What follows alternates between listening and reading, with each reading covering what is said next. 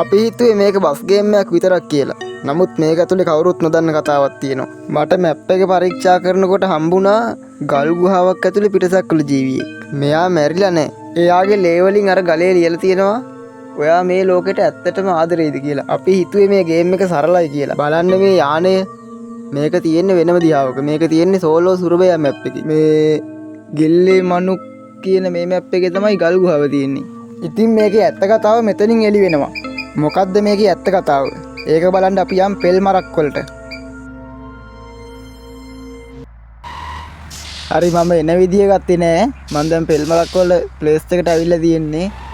මෙන්න මේ ගෙදර තමයි තියෙන්නේ. පොළොව යට තමයි තියෙන්නේ ගුහාව.